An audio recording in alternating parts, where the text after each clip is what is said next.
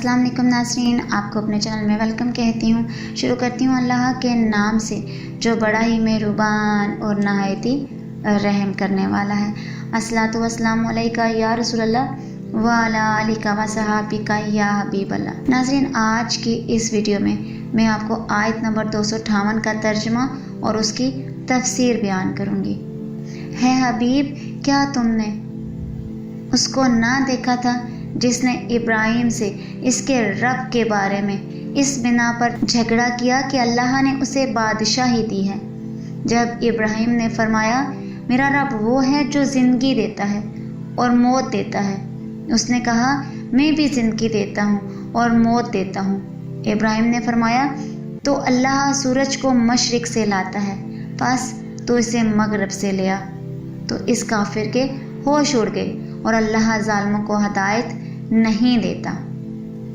हज्जा इब्राहिम फी रब्बिही, इब्राहिम से उसके रब के बारे में झगड़ा किया। नाज़रीन, पिछली आयत में नूर और तारीकी वालों का बयान हुआ था, अब इन्हीं की मिसाल बयान की जा रही है।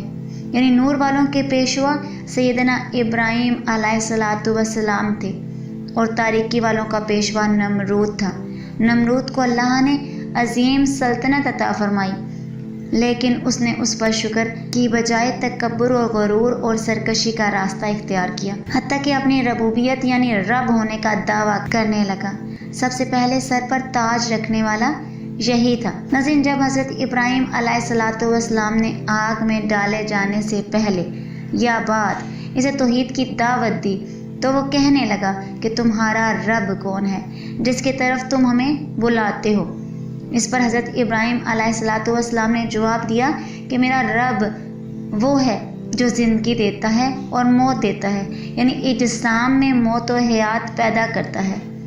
खुदा को ना पहचानने वाले के लिए ये बेहतरीन रहनुमाई थी और इसमें बताया गया था कि खुद तेरी ज़िंदगी उसके वजूद की गवाह है कि तू एक बेजान नुतफ़ा था जिसे इस करीम ने इंसानी सूरत दी और हयात अता फरमाई।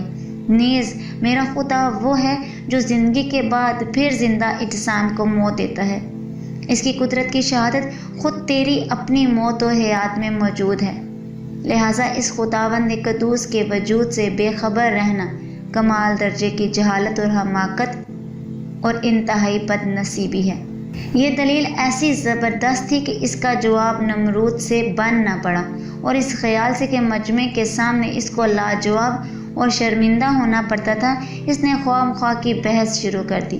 चुनाचे नमरूद ने दो शख्सों को बुलाया, इनमें से एक को कत्ल कर दिया और दूसरे को छोड़ दिया और कहने लगा कि मैं भी ज़िंदा करता और मौत देता हूँ, यानी किसी को गिरफ्तार करके छोड़ देना, इसको ज़िंदा करना है। ये इसकी नहायत हिमकाना बात थी। कहाँ कत्ल करना और छोड़ना, कहाँ मौत और हयात पैदा करना। कत्ल किए हुए शख्स को ज़िंदा करने से आजिज़ रहना और बजाय इसके ज़िंदा को छोड़ देने को ज़िंदा करना कहना ही इसकी ज़िल्लत के लिए काफ़ी था। अक्ल व शऊर रखने वालों पर इसी से ज़ाहिर हो गया कि जो दलील और हुज्जत हज़रत इब्राहिम अलैहिस्सलातु वस्सलाम ने कायम फरमाई वो हर शक व शुबा को काट देने वाली थी और इसका जवाब मुमकिन ही नहीं। लेकिन चूँकि नमरूद ने शर्म मिटाने के लिए कुछ न कुछ जवाब दे ही दिया था, अगरचे वो सरासर बातिल था, लिहाजा हज़रत इब्राहिम अलैहिस्सलातु वस्सलाम ने इस पर मुनाजराना गिरफ्त फरमाई कि मौत और हयात का पैदा करना तो तेरी कुदरत में नहीं और रब के झूठे दावेदार तो इससे आसान काम ही करके दिखा और ये एक मुतहरक जिस्म की हरकत को बदल दे, यानी सूरज जो मशरिक़ से तुलू होता है इसे मगरब से तुलू कर दे। यह सुनकर नमरूद हक्का बक्का रह गया और कोई जवाब ना दे सका। नाज़रीन, इस आयत में अकायद में मुनाजरा करने का सबूत होता है और ये सुन्नत अंबिया अलैहिस्सलातु वस्सलाम है। अक्सर अंबिया अलैहिस्सलातु वस्सलाम ने अपनी कौम के मुनकरीन से मुनाजरा फरमाया, बल्कि ख़ुद हज़ूर पुरनूर सल्लल्लाहु अलैहि वसल्लम ने भी नजरान के ईसाइयों से मुनाजरा किया। लिहाजा मुनाजरा करना बुरा नहीं है बल्कि सुन्नत अंबिया है। अलबत्ता इसमें जो तकब्बुर और सरकशी और हक़ को कबूल ना करने का पहलू दाखिल हो गया है वो बुरा है और उलमाए कराम में से जिन्होंने उसकी मज़म्मत की है وہ اسی صورت میں متعلق ہے۔ چنانچہ امام محمد غزالی رحمۃ اللہ علیہ اپنی مشہور کتاب احیاء العلوم میں مناظرے کے بارے میں اسی طرح کی چند اہم باتیں سمجھاتے ہوئے ارشاد فرماتے ہیں: جو مناظرہ غلبہ حاصل کرنے، دوسروں کو لاجواب کر دینے، اپنے فضل و شرف کو ظاہر کرنے، لوگوں کے سامنے منہ کھول کھول کر باتیں کرنے، فخر اور تکبر نیز دوسروں کو ذلیل اور رسوا کرنے کی غرض سے ہو، وہ اللہ کے نزدیک تمام بری عادات کا منبع ہے اور اللہ کے دشمن شیطان کے نزدیک قابل تعریف ہے۔ باطنی برائیوں مثلا تکبر، خود پسندی، حسد، بغض، پاک باز بننے اور حب جاہ وغیرہ کے ساتھ مناظرے کو وہی نسبت ہے جو شراب کو ظاہری برائیوں مثلا زنا، الزام تراشی، قتل اور چوری وغیرہ کے ساتھ ہے۔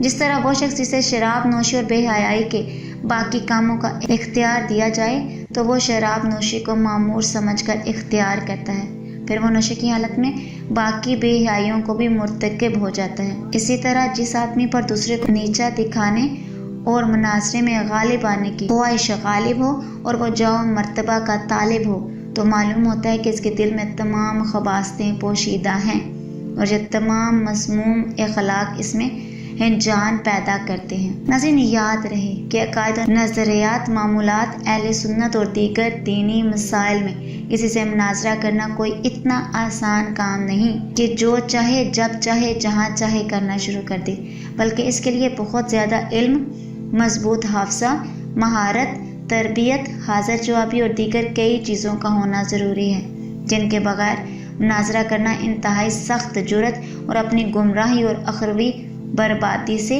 بے خوفی کی علامت ہے، کیونکہ عین ممکن ہے کہ جس سے مناظرہ کر رہا ہے اس کی کوئی بات دل میں جم جائے اور یہ گمراہ ہو جائے۔